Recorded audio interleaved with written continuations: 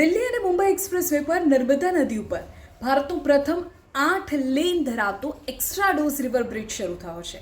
ભરૂચ અંકલેશ્વરનો 30 કિલોમીટરનો ફેરો હવે ઘટવાનો છે અને નર્મદા નદી ઉપરનો આ ભારતનો પ્રથમ 8 લેન ધરાવતો એક્સ્ટ્રા ડોઝ રિવર બ્રિજ છે. 2.2 કિલોમીટર લાંબો છે. વાહન ચાલકોને અનેક ફાયદા થવાના છે. ભરૂચ અંકલેશ્વરની 30 કિલોમીટરની જે સફર છે તે ઘટી જશે, 90 મિનિટ બચી જશે. આ બ્રિજ કેટલીક રીતે ખાસ છે, પરંતુ મુંબઈ દિલ્હીની જો વાત કરીએ તો મુંબઈ અને દિલ્હી વચ્ચે પર 8 થી 10 કલાકનો સમય ઘટી જશે.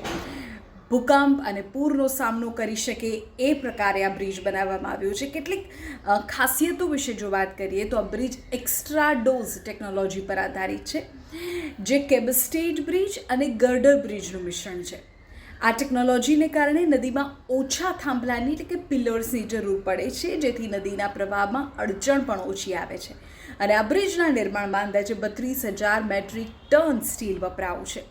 આટલું સ્ટીલ એ અનેક મોટી ઇમારતો બનાવવા માટે વપરાય છે.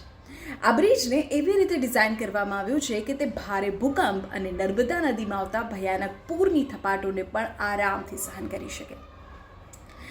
ભરૂચ અને અંકલેશ્વર વચ્ચે જે કાયમી અવરજવર કરે છે તેઓની 90 મિનિટ હવે બચશે, 1.5 કલાક બચશે.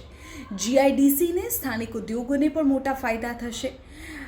આખા એક્સપ્રેસવેના કારણે દિલ્હી અને મુંબઈનું અંતર જે છે તે પહેલાં 24 કલાક લાગતી હતી, તે હવે 12 થી 13 કલાકની થઈ જશે, એટલે કે 8 થી 10 કલાકની સીધી બચત થવાની છે.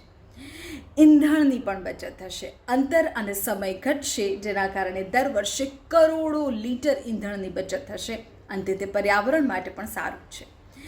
એટલું જ નહીં, ગોલ્ડન બ્રિજ ઉપરનું ભારણ પણ ઘટશે. ભરૂચ પાસેના જૂના ગોલ્ડન બ્રિજ અને નર્મદા મૈયા બ્રિજ ઉપર ટ્રાફિકનું જે ભારે ભારણ રહેતું હતું તે હવે આ 8 લેન બ્રિજ બનવાથી શરૂ થવાથી ઘણું ઓછું થઈ જશે. બીજું વાત કરીએ તો ભરૂચ અને અંકલેશ્વર એ એશિયાના મોટા કેમિકલ હબ છે. આ બ્રિજ દ્વારા માલસામાનની હેરફેર ઝડપી બનશે, જે સીધી રીતે દેશના જીડીપીમાં ફાળો આપશે. લોજિસ્ટિક હબ છે તે. નર્મદા નદી ઉપર અગાઉ પણ ઘણા પુલ બન્યા છે, જેમ કે કેબલ સ્ટ્રીટ બ્રિજ, પરંતુ આ 8 લેન ધરાવતો એક્સ્ટ્રા ડોઝ પ્રકારનો આટલો લાંબો એટલે કે 2.2 કિલોમીટર લાંબો પુલ દેશમાં પહેલીવાર બન્યો છે.